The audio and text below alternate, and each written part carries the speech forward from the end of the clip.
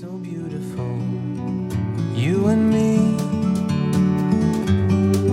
we meant to be in the great outdoors, forever free.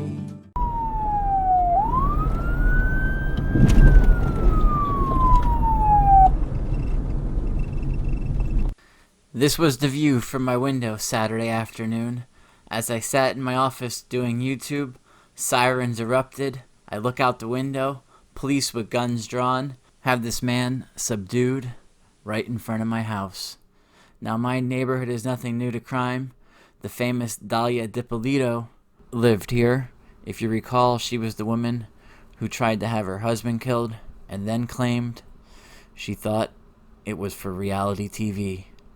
Her husband, and the so-called assassin all wanted to be reality TV stars, and they somehow knew that there was an episode of Cops being filmed here, and they thought they could get on the show, and they planned the whole thing. She really didn't want to have her husband killed.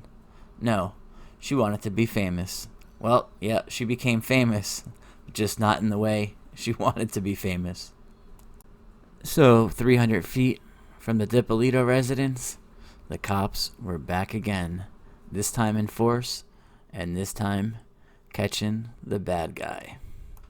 This man tried to rob one of the local businesses, and the police took him down right in front of my house. This brazen daytime bandit, armed with a car, a BB gun, and a crack addiction, led cops on a chase through my neighborhood that ended in a crash by the police officer crashing his car into the suspect's car in order to stop him right in front of my house. I don't know whether to be excited, scared, or worried. This is the second time in 2 days the police have been here.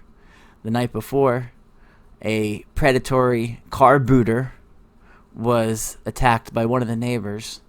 What's happening in Boynton Beach? I don't know. It's getting crazy. Coronavirus, keeping everybody pinned inside maybe.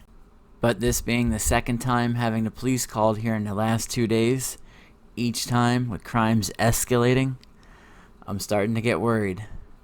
What next? At least nobody was hurt, no property was damaged. It could have been much worse. The police quickly apprehended him. It's nice to know that the police are so quick to respond. At least I feel safe if crime does occur. Well done, Boynton Beach Police, for quickly apprehending him with nobody getting hurt. A happy ending to a horrible crime, and what we now call a normal day in my neighborhood.